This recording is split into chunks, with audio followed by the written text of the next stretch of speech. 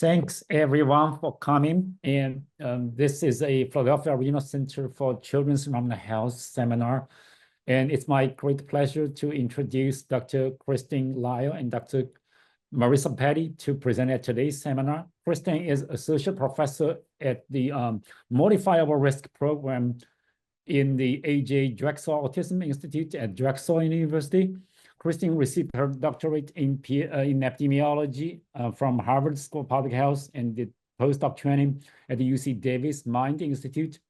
Her work mainly focuses on examining environmental factors during critical time frames on neurodevelopment, especially autism, and also looking at its complex etiology.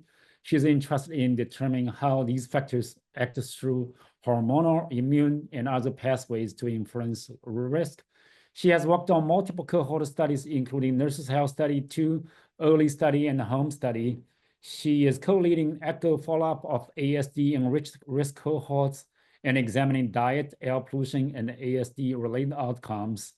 Marissa is postdoctoral fellow working with Christy in the same institute, and her research focuses on the role of dietary and chemical exposures during gestation and early life on child health outcomes. And they have received the APRCC pilot project, and they will tell us more today. And Christine, Maurice, the floor is yours. Great, thank you so much. We're very happy to be here. So Marissa and I are gonna do a joint presentation, and I'm gonna give Marissa most of the floor here because she's really been pivotal in leading this project. Marissa, I'll let you kick us off, and then you can pop it back over to me, and we'll take it from there. Absolutely, thank you. So today we're going to be presenting on our pilot project examining the role of diet in the study of bisphenol A on child neurodevelopment. Thank you. This project was funded by pilot study funding. So thank you so much for that. And going to start off first with a little background, get into our data source, get into our pilot study, how we developed a dietary BPA summary burden score, get into some of our results, and then talk about conclusions and next steps. So Kristen, could take it away.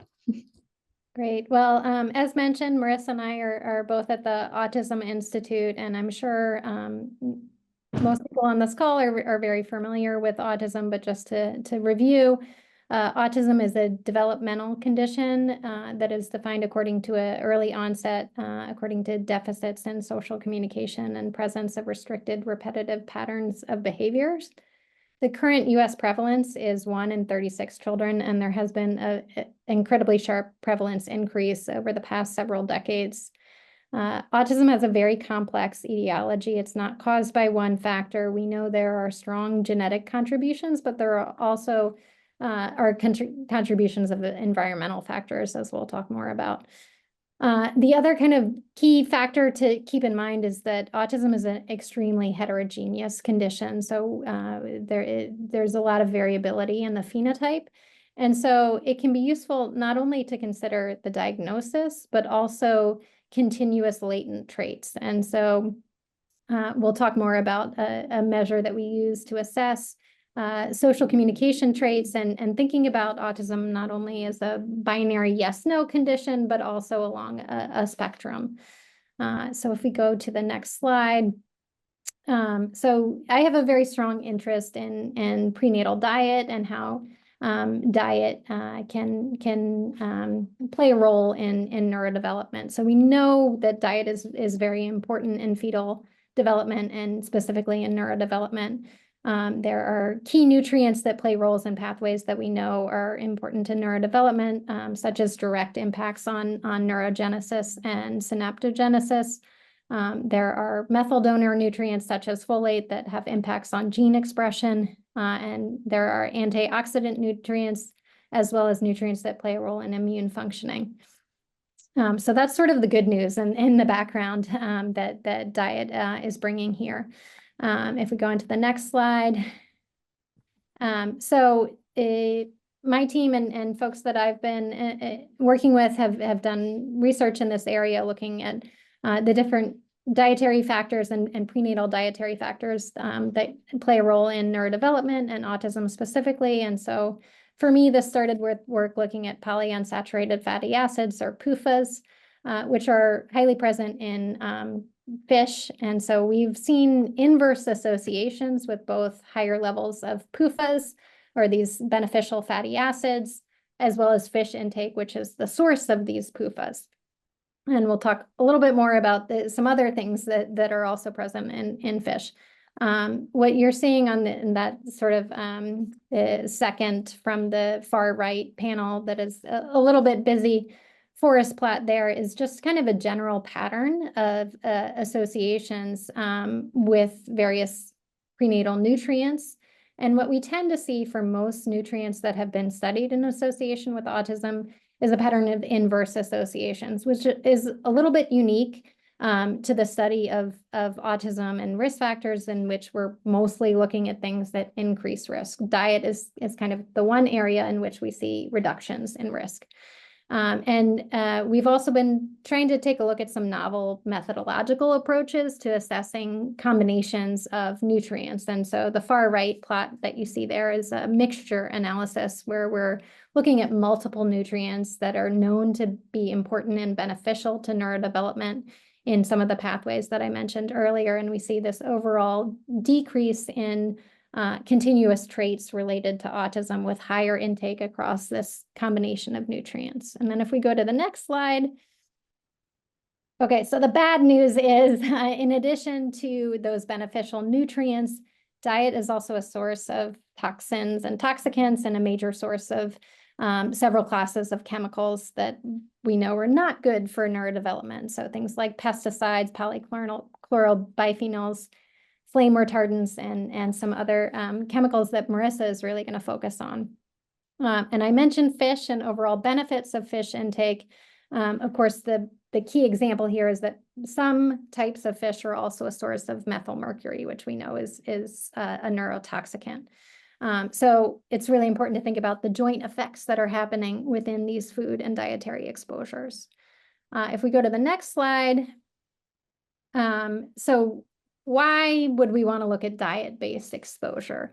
Well, this, as I mentioned, represents a primary exposure source for many classes of chemicals that we're exposed to. We can also look at diet as an opportunity to modify exposures at the individual level, especially when it can be challenging to have kind of population level restrictions on exposures to these chemicals.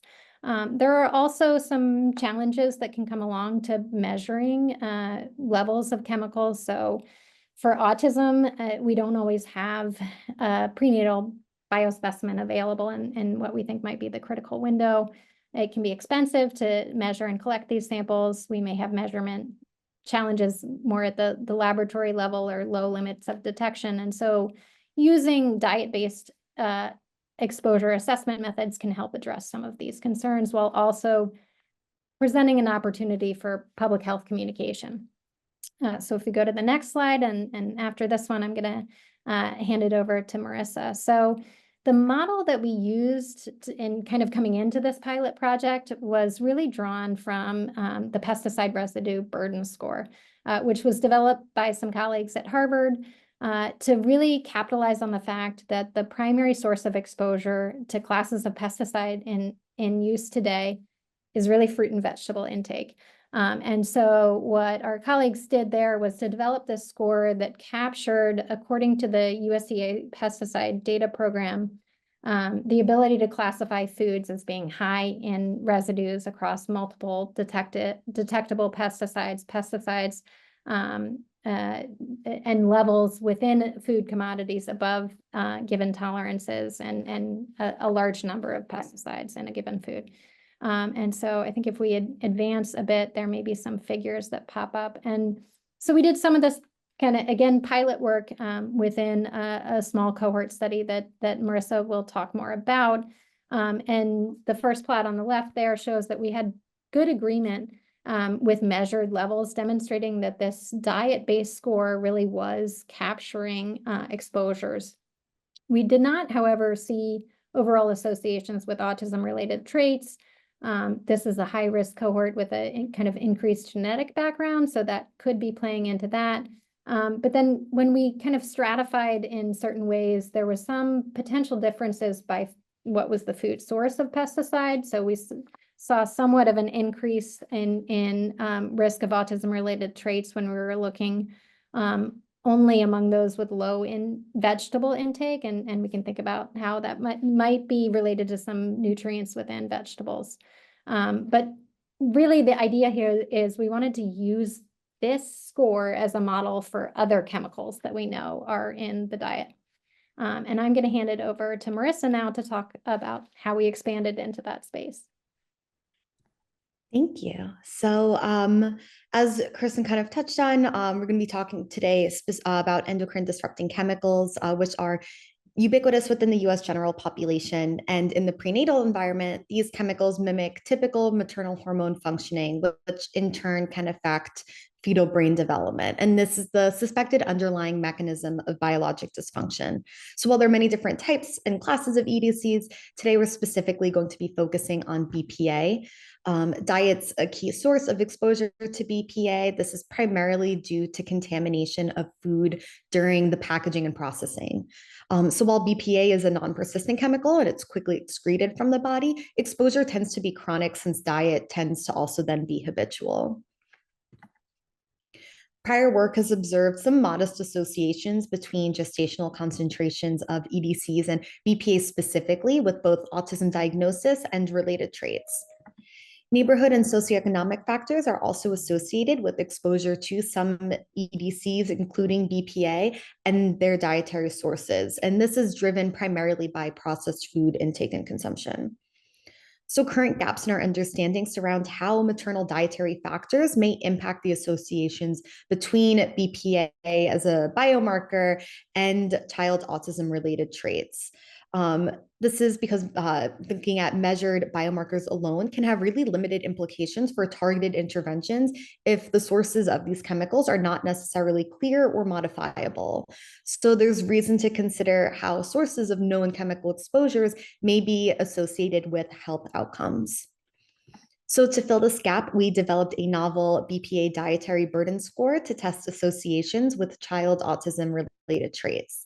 And then as secondary analyses, we considered how neighborhood levels of privilege may impact these associations. So onto our data source.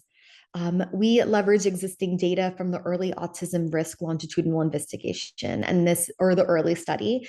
This is an autism familial cohort that recruited women during pregnancy who already had a child with autism. And then we followed them through their pregnancy and then subsequently followed their child as well. So this type of cohort is often referred to as a baby sibling cohort design, and it taps into the familiality observed within autism and tends to have a higher prevalence of autism compared to the general population. As Kristen had mentioned, the more recent evidence estimates are suggesting a prevalence of around 2 to 3% of the population, but in these familial autism cohorts, it can be as high as about 12. And these analyses were conducted in an analytic sample of 116, so quite small, just something to keep in mind. Urinary concentrations of BPA were ascertained 2 times during the first and third trimester collectively, and were at this time, those times we also collected our food frequency and preparation questionnaires as our exposure sources. We then averaged values together to represent the full gestational period. At around age 3 years, caregivers reported on child autism-related traits using the social responsiveness scale. And this is a measure of quantitative traits where higher scores are indicative of more autism-related behaviors. In secondary analyses, we considered neighborhood levels of privilege, and we use the index of concentration at the extremes, or ICE, as a measure that assesses social polarization at the neighborhood level based on factors relating to socioeconomic position and racial segregation. The ICE metric quantifies extremes of deprivation and privilege into a singular value based on census tract level information.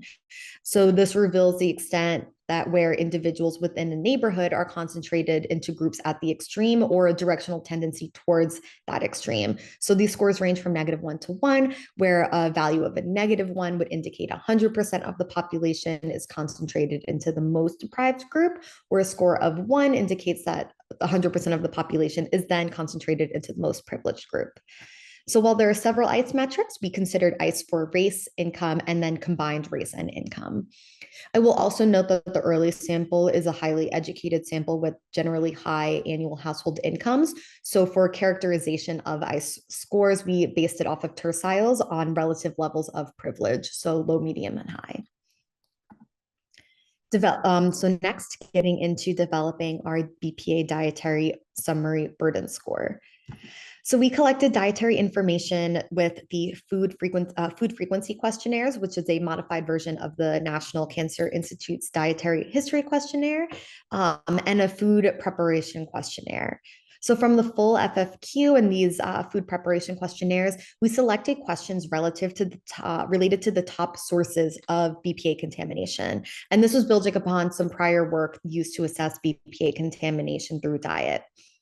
We then categorized exposure status based on having no exposure, so people who did not consume that food item, to increasing terciles of dietary intake. And then consistent with prior work, we provided a weight for each source of exposure to account for differences in BPA contamination per food item.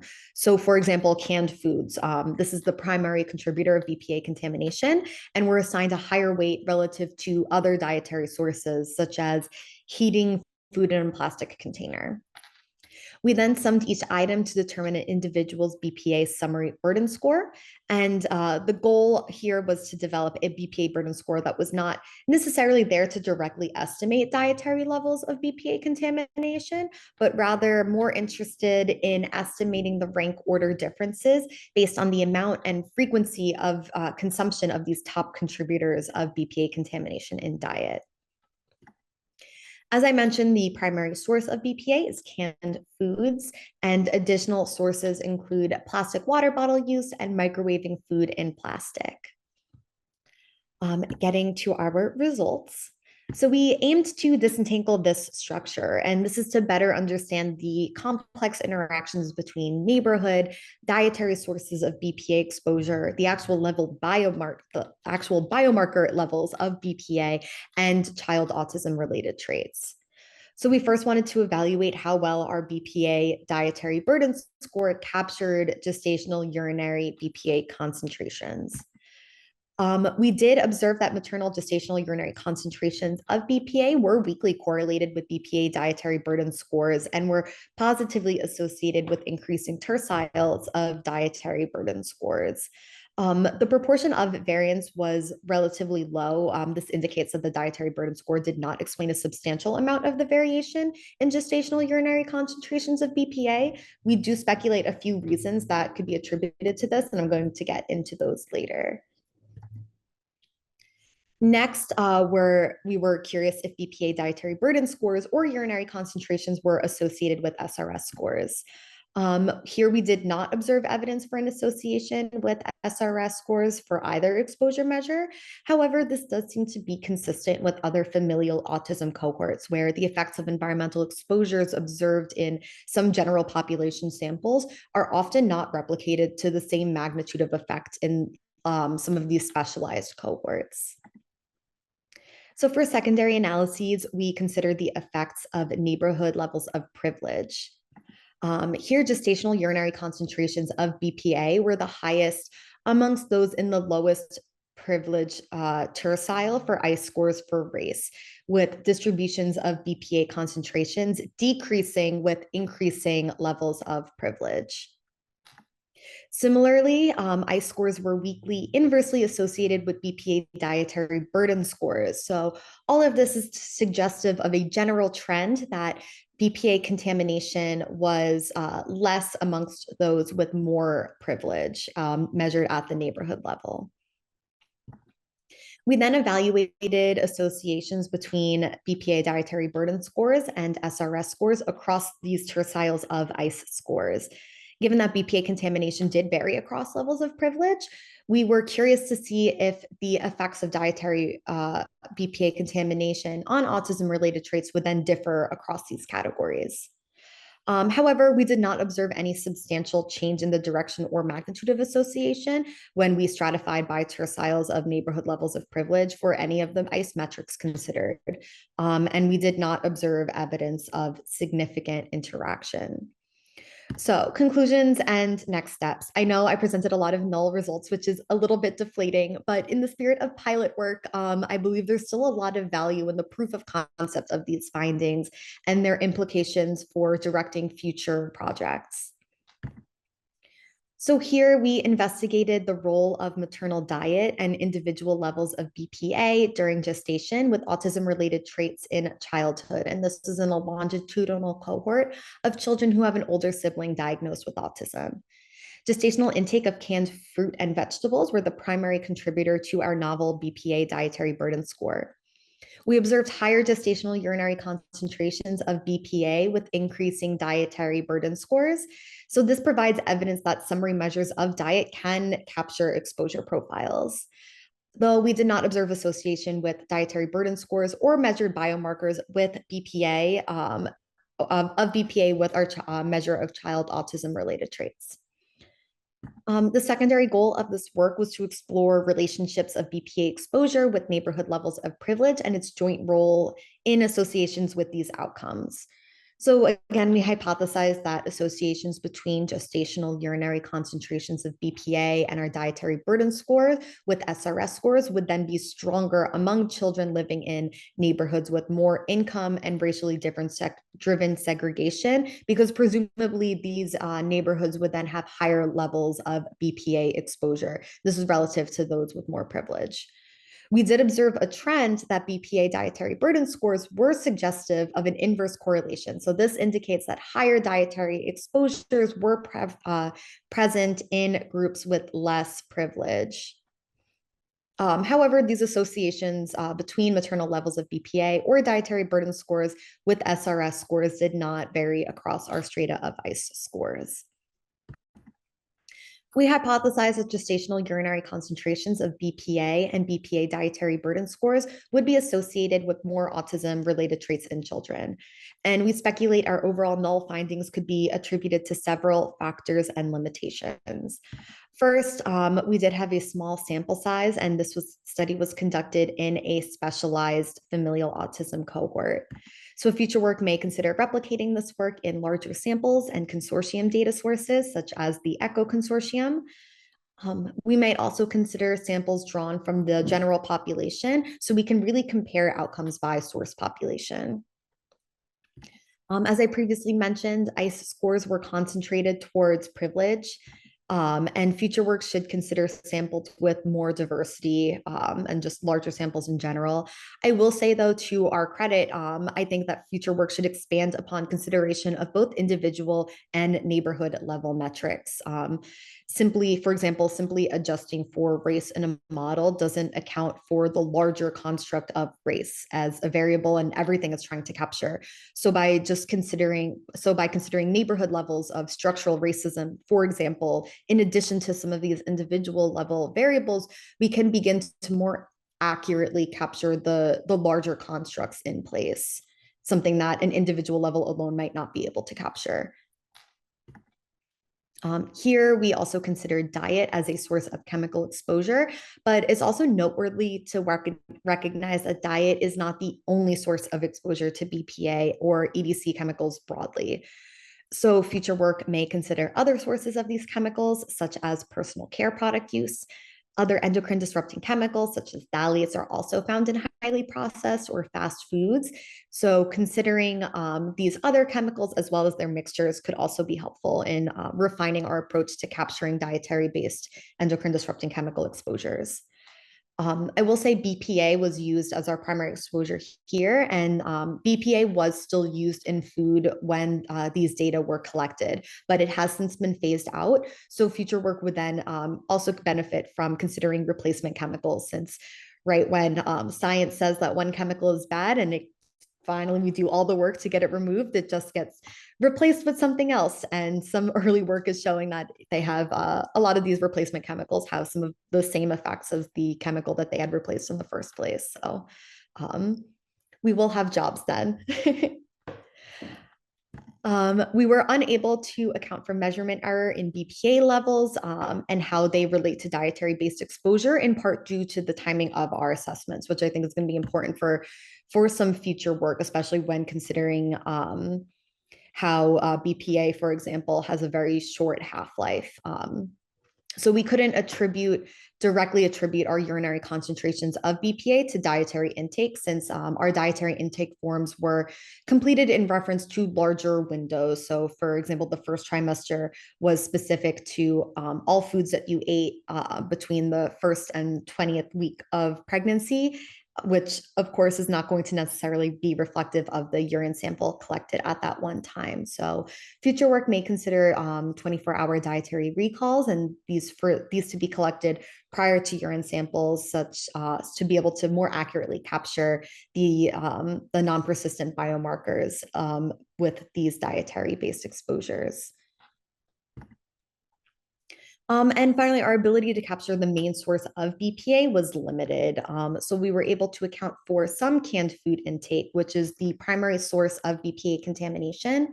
But some food items didn't differentiate between canned, fresh, or frozen food. And this really limited our ability to capture all sources of canned food. So future work can consider more direct assessments of canned food, but then might also want to consider measures of processed food more generally, looking at something like the NOVA index, for example, to kind of get a larger, cast a wider net on the foods that we know have the highest chemical burdens. So the results presented here today were conducted in a small and specialized cohort. And while findings were predominantly null, I believe still show some promising directions for future work.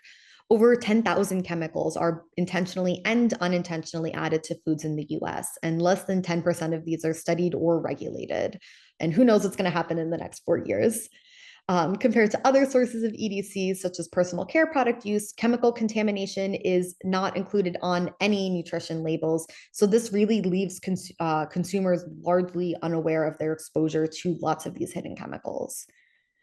While BPA has been largely phased out today, as I had mentioned, it's only replaced with other chemicals, with some early work suggesting that these chemicals have the same effects. Exposure to BPA, its replacement chemicals, and EDCs broadly have a large range of potential endpoints for child health, which we discussed today, are known to impact neurodevelopment, but can also impact outcomes such as obesity or asthma-related outcomes, just to name a few. So this emphasizes the need to further understand the impacts of these chemicals, so exposure reduction efforts can take place. And in thinking about getting the largest impact for directed funds, we might want to focus on the multiple health outcomes as they relate to singular classes of exposures.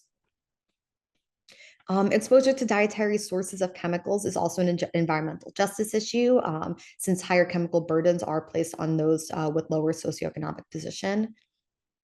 However, there is hope in that diet is modifiable.